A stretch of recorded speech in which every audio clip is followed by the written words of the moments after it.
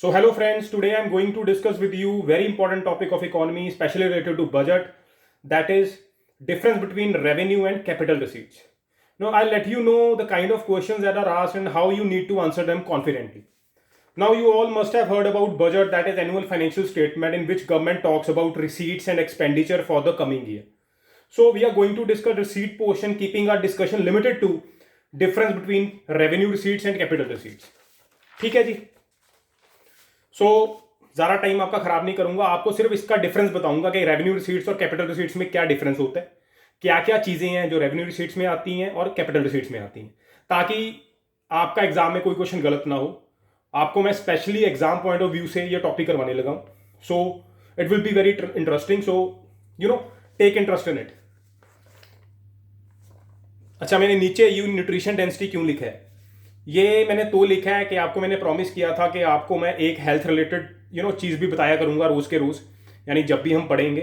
तो ये बाद में आएगी चीज़, इसको मैं फिलहाल रब कर रहा हूं.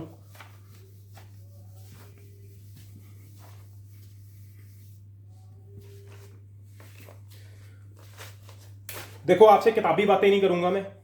आपको मेरा जो पर्पज़ है ना आपको पढ़ाने का, वो है कि आपके लॉजिक्स क्लियर हों. क्योंकि अगर लॉजिक्स क्लियर होंगे ना तो आपको रट्टे मारने की जरूरत नहीं है, आपको ज़्यादा चीज़ें फरूलने की जरूरत नहीं है. जब आपका एक बार लॉजिक क्लियर हो गया तो क्वेश्चन जैसा मर्जी आ जाए, क्वेश्चन की आपको दिक्कत नहीं होएगी आंसर करने में. तो माय पर्पस इज कि कोई क्वेश्चन आए पेपर में, आप आंसर सही लगा के आओ. तो चलो सुनो, अब इस दोनों में डिफरेंस क्या है. मोस्ट इंपॉर्टेंट डिफरेंस जो डिसाइड करता है कि कोई चीज़ रेवेन्यू में जाएगी कि कैपिटल में जाएगी, वो डिसाइड करता है कि क्या कोई चीज कोई लाइबिलिटी क्रिएट कर रही है या किसी एसेट को रिड्यूस कर रही है कि नहीं कर रही. तो अगर आपको यह समझ आ गया कि एसेट और लाइबिलिटी क्या होते हैं, तो मेरे हिसाब से मुझे नहीं लगता कि आपका कोई क्वेश्चन गलत होगा एग्जाम में. तो क्या डिफरेंस है? जो रेवेन्यू रिसीट्स होती हैं, ध्यान से सुनो, वो ना तो कोई लाइबिलिटी क्रिएट करती हैं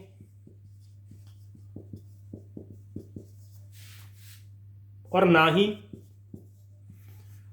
कोई एसेट को रिड्यूस करती हैं.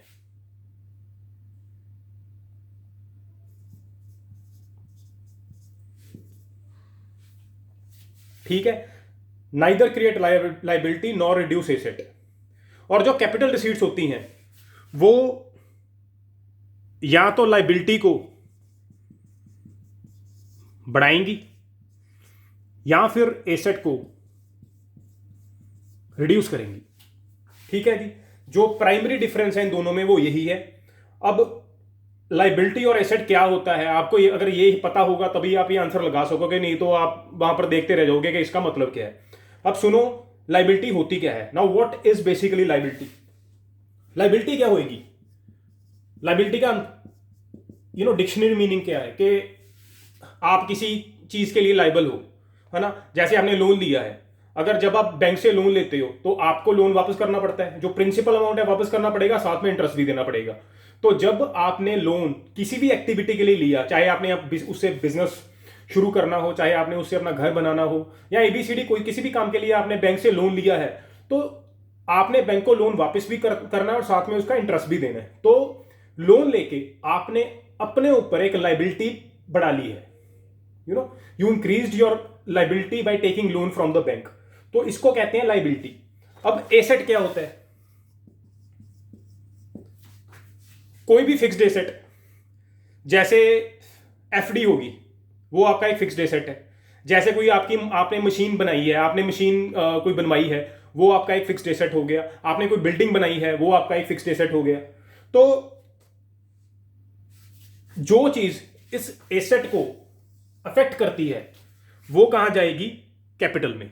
और जो चीज इस एसेट को नहीं अफेक्ट करती वो कहां जाएगी? रेवेन्यू में. समझी बात? कि चाहे लाइबिलिटी है चाहे एसेट है, अगर तो कोई चीज इनको इफेक्ट कर रही है तो वो जाएगी यहां पर, अगर नहीं कर रही तो जाएगी यहां पर. आई बात समझ? तो ये आपको ना आगे जब एग्जांपल्स हम लेंगे तो आपको अच्छी तरह समझ आएगी कि इसका मतलब क्या है, वो आपको मैं अच्छी तरह करवाऊंगा. अब मेन जो पर्पस है मेरा समझाने का आपको यही था कि आपको पता हो कि लाइबिलिटी और एसेट होता क्या है. ठीक है. तो दूसरा, जो डिफरेंस है, ये नॉर्मल डिफरेंसेज हैं, आपको मैं बता रहा हूं कि अगर आप बाई चांस आप वहां पर क्वेश्चन पूछ रहे तो आपको पता हो। ठीक है, तो पहला क्या है कि जो रेवेन्यू रिसीट्स होती हैं ये रेकरिंग नेचर की होती हैं। रेकरिंग क्या है कि रूटीन बेसिस पर जो रोज होंगी, जैसे आप कोई कंपनी है कोई प्रोडक्ट बना रही है, उसको रोज के रोज बेच रही है, जो उसकी सेल प्रोसीड्स आ रही हैं वो that will be part of revenue receipt for the company. ठीक है ना, जो रूटीन है, जो रूटीन बेसिस पर हो रही है। ठीक है, जो आपकी कैपिटल रिसीट्स है ये रूटीन नहीं है, ये एब नॉर्मल काइंड ऑफ एक्टिविटी है जो कभी कभी होती है। ठीक है ना, नॉन रूटीन है। ठीक है, जैसे आपने कोई कंपनी शुरू करनी है तो उसके लिए आपने इन्वेस्टमेंट की, आप बैंक में गए, आपकी कोई एफडी है वहां पर 15-20 लाख की, आपने एफडी तोड़वा ली और आपने वो जो पैसा है वो लगा दिया आपका अपने बिजनेस में। ठीक है, तो ये क्या है, एक तरह की ये काइंड ऑफ लगा लो वन टाइम इन्वेस्टमेंट है। या अगर आपको दोबारा से कुछ मॉडिफिकेशन, आपने कुछ और करना हुआ वहां पर अपने बिजनेस को बढ़ाना हुआ, तो आप बाद में कोई हो सकता है 10 साल या 15 साल बाद कोई इन्वेस्टमेंट करो, तो ये काइंड ऑफ रूटीन एक्टिविटी नहीं है। ठीक है ना, और मैंने क्यों कहा कि कोई, अब इससे आपको क्या पता चलता है कि जो इन्वेस्टमेंट है ना, कोई आप इन्वेस्टमेंट कर रहे हो, जो इन्वेस्टमेंट होती है ना that is part of your capital receipt. ठीक है, इन्वेस्टमेंट की आपने, वो कैपिटल रिसीट का पार्ट है। ठीक है, क्योंकि इन्वेस्टमेंट क्या है, इन्वेस्टमेंट के पीछे की कहानी बहुत है कि आपने एफडी थी, एफडी को तुड़वाया, जो आपका एफडी था वो आपका एक फिक्स्ड एसेट था जिसके ऊपर आपको कोई इंटरेस्ट जनरेट हो रहा था, तो आपने जब एफडी तोड़वा के इन्वेस्टमेंट की तो आपने अपने फिक्स्ड एसेट को खत्म कर दिया, तो इससे इन्वेस्टमेंट से आपका जो फिक्स्ड एसेट है वो रिड्यूस हो गया। तो अगर रिड्यूस हो गया तो वो कहाँ आएगा, वो आएगा आपके कैपिटल रिसीट में। ठीक है जी, तो जो मेजर डिफरेंस है वो यही है इसमें। ठीक है, अब आपको मैं ये बताऊंगा कि कौन कौन सी आइटम्स रेवेन्यू रिसीट में आती हैं और कौन कौन सी आइटम कैपिटल रिसीट में आती हैं। यहीं पर जाकर लोगों को दिक्कत होती है, ज्यादातर क्वेश्चन यहीं से पूछे जाते हैं कि कौन सी जो चीजें हैं, वहां पर आपको क्वेश्चन दे देंगे कि ये भाई किसके अंडर आती है, कैपिटल रिसीट है कि ये रेवेन्यू रिसीट है। तो उस पर अब इस पर ध्यान देना। देखो, रेवेन्यू रिसीट, पहले बात करेंगे रेवेन्यू रिसीट की। रेवेन्यू रिसीट में क्या क्या आएगा। नंबर 1,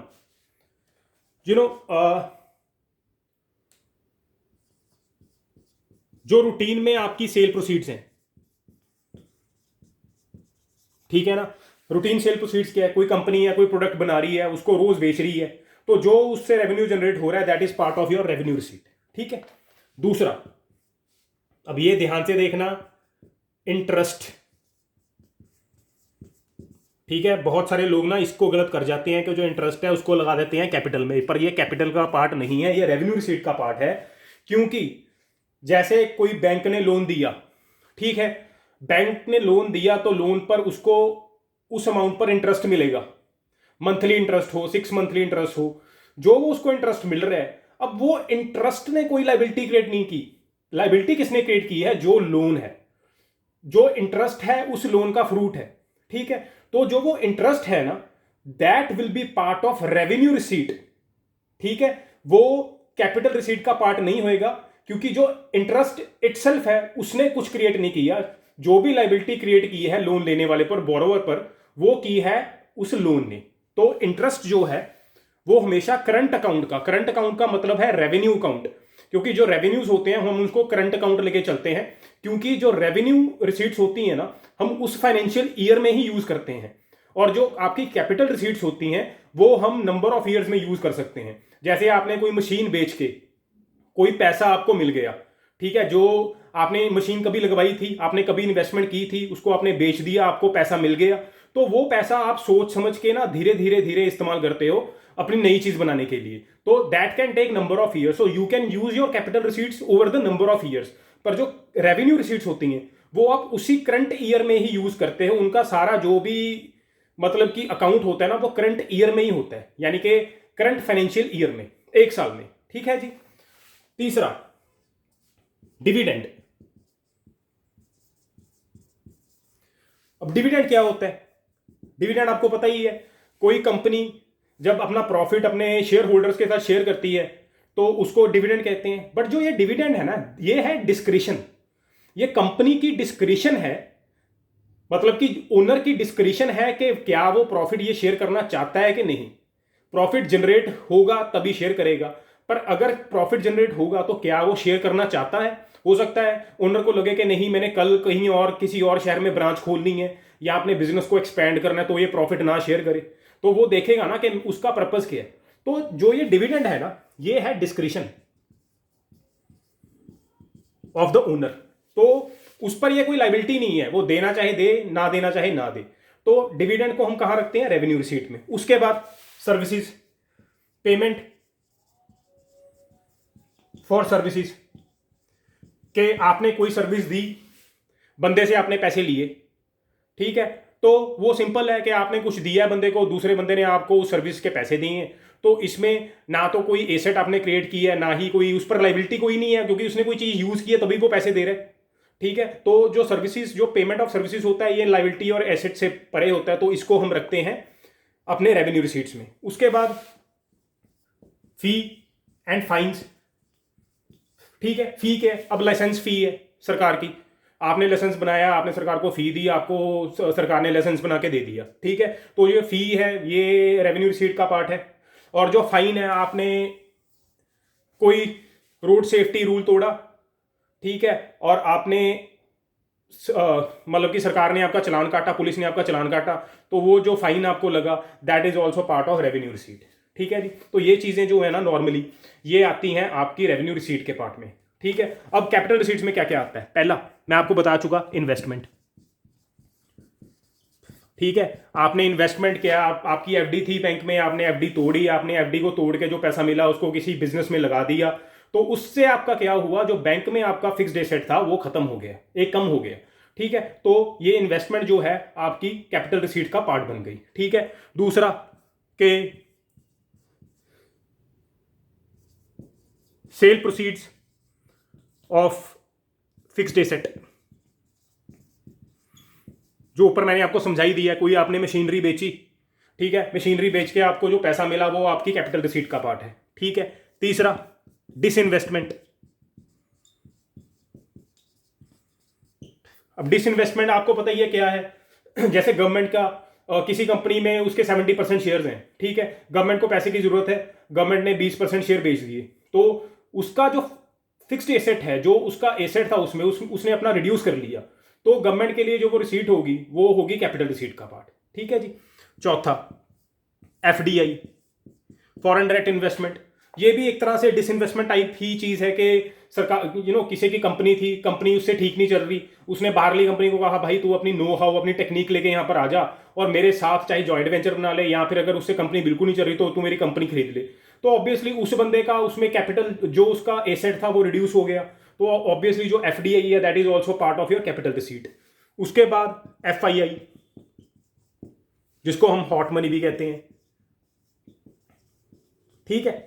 अब जो एफआईआईज हैं वो आपको पता ही है, शेयर मार्केट में काफी हैवीली शेयर को परचेज और उसको सेल करते हैं। तो ऑब्वियसली जब सेल परचेज होती है, जब कोई शेयर को उन्होंने परचेज की है, तो ऑब्वियसली जो कंपनी है, कंपनी ओनर के जो शेयर्स हैं वो कम हो गए, तो इसको भी हम उसी पोर्शन में डालते हैं कि ये this is part of capital receipts, ठीक है जी।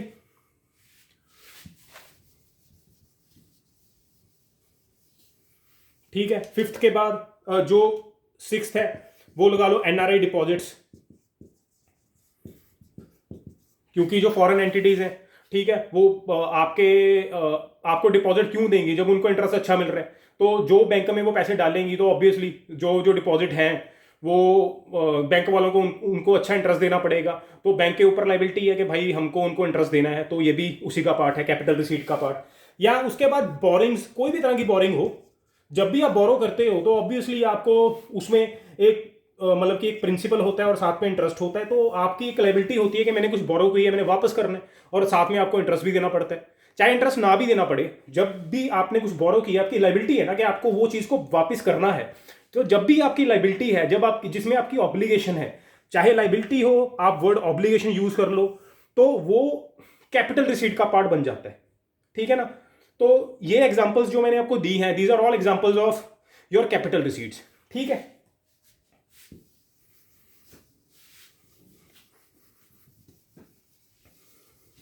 सो आई होप आपको समझ आ गया होगा कि रेवेन्यू रिसीट्स क्या है, कैपिटल रिसीट्स क्या है, ठीक है। आपने एक ही चीज क्वेश्चन मतलब कि ना एग्जाम में कोई क्वेश्चन आ जाए, उस आपने सिर्फ एक ही चीज पर फोकस करना है कि क्या वो जो भी उन्होंने क्वेश्चन पूछा है उसने उसमें उन्होंने जिस चीज की बात की है, क्या वो कोई लायबिलिटी या ऑब्लिगेशन या एसेट के साथ कोई छेड़छाड़ कर रहा है। अगर कर रहा है तो that will be part of capital receipts, otherwise that will be part of revenue receipts.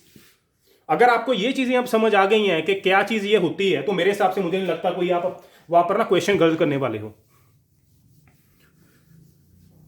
लो, अब ये तो आपको समझा दिया, अब कुछ करते हैं इंटरेस्टिंग। इंटरेस्टिंग क्या करेंगे, कुछ मजेदार करते हैं। अब आपको मैं कुछ क्वेश्चंस बताऊंगा जिनके आपको मैं आंसर बताऊंगा कि उनको आपको डील कैसे करना है, और कुछ क्वेश्चंस मैं आपको दूंगा जो आपको मुझे कमेंट सेक्शन में बताने होंगे कि उनके आंसर्स क्या हैं। लो जी, question 1, profit generation from normal activities. Profit generation from normal activities, routine activities, from a kind of routine sale of the products। तो आपको मैंने समझा ही दिया कि जो नॉर्मल एक्टिविटीज हैं वो रेवेन्यू रिसीट का पार्ट है, जो एबनॉर्मल एक्टिविटीज हैं, one time kind of activities हैं, वो कैपिटल रिसीट्स का पार्ट है। तो ये जो है प्रॉफिट जनरेट होगा नॉर्मल एक्टिविटी से, कहां जाएगा, that will be part of revenue receipts. ठीक है जी। दूसरा, selling of any fixed asset. वो फिक्स्ड एसेट कुछ भी हो, वो फिक्स्ड एसेट आपकी एफडी है, वो फिक्स्ड एसेट आपकी बिल्डिंग है, वो फिक्स्ड एसेट आपकी मशीनरी है, कुछ भी हो, when ever you reduce your asset that will go into capital receipt. ठीक है जी। तीसरा आपको अच्छे से समझाएंगे, अब ध्यान देना, यहां पर ही गलती करते हैं लोग, कहानी अपनी तरफ से डाल लेते हैं और वहां पर जाके गलत कर जाते हैं। I am also part of that group. मैंने ये गलतियां की हैं, मेरे फ्रेंड्स ने ये गलतियां की हैं, तो मैं नहीं चाहता कि आप ये गलती करो, तो मैं आपको यही तभी ये ना अच्छी तरह समझाने वाला हूं। ग्रांट क्या होती है? ग्रांट आपको पता है, कोई भी चीज जो ऑब्लिगेशन क्रिएट नहीं करती, नॉर्मली जो ऑब्लिगेशन क्रिएट नहीं करती। जैसे सेंट्रल गवर्नमेंट है, सेंट्रल गवर्नमेंट ने स्टेट गवर्नमेंट को 100 करोड़ रुपया दे दिया, ठीक है, उसने कहा भी I am giving you 100 crore and spend on anything, आप अपने जो भी स्कीम्स हैं उस पर ये स्पेंड करो। ठीक है, तो ये kind of non obligatory grant है। क्या है? नॉन ऑब्लिगेटरी के any purpose, given for any purpose. ठीक है, तो जब एनी पर्पस के लिए नॉन ऑब्लिगेटरी ग्रांट दी गई है तो कहां जाएगी? Revenue receipts. इंक खत्म हो रही है यार, थोड़ा काइंडली कोप विद इट। जब ग्रांट दी है ऑब्लिगेटरी, कि सेंट्रल गवर्नमेंट ने स्टेट गवर्नमेंट से कहा कि मैं आपको 100 करोड़ दे रही हूं और आपने वो प्राइमरी एजुकेशन के लिए ही यूज करना है, यानी फॉर स्पेशल और स्पेसिफिक पर्पस।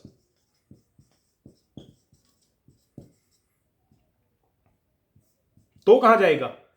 कैपिटल रिसीट्स, क्योंकि स्पेसिफिक पर्पस के लिए है और ये ऑब्लिगेटरी है कि स्टेट गवर्नमेंट उसको प्राइमरी एजुकेशन की बजाय कहीं पर और यूज नहीं कर सकती। तो बात समझने वाली है।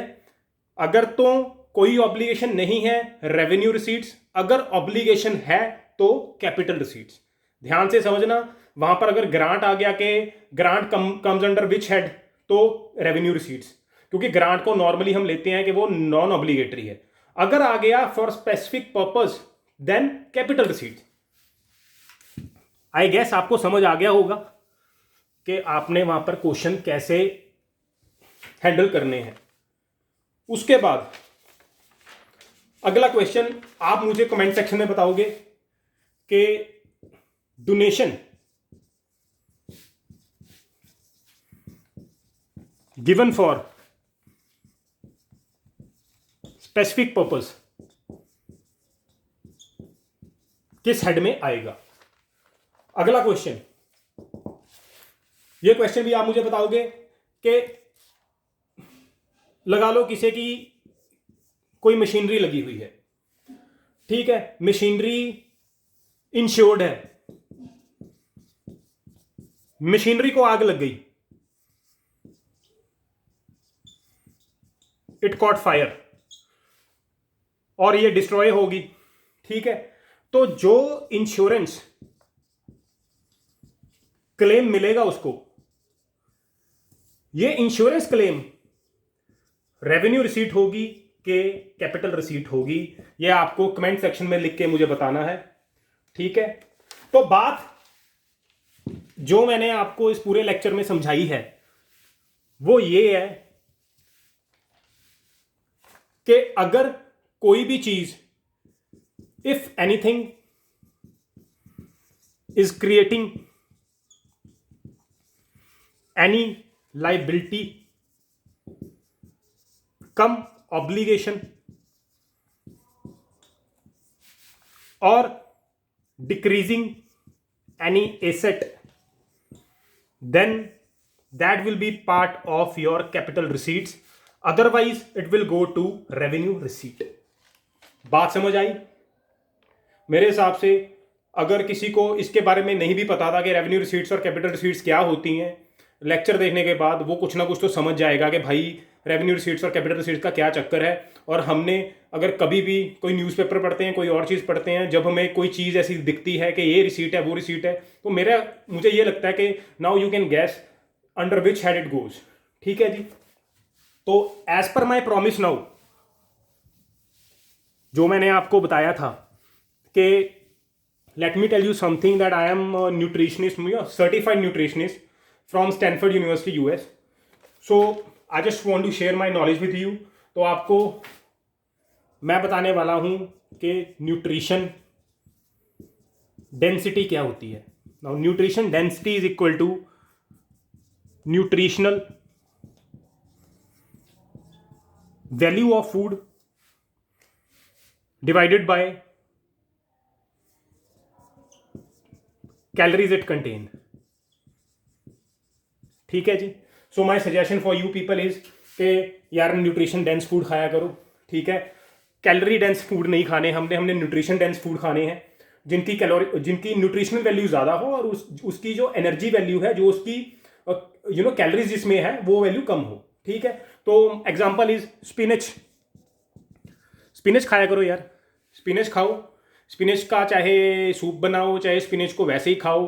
It is a highly nutrition dense and it is a kind of very green food. ठीक है, so it is a super food kind of thing. तो इसको खाओ और जो सोडे हैं, जो आपके चिप्स हैं, जो कैलोरी डेंस हैं, उनको छोड़ दो। So by giving you this advice and hoping that your health remains always fit, and I feel that and I guess that you could able to understand my topic today. I just want to say over and out from my side. Bye. Thanks.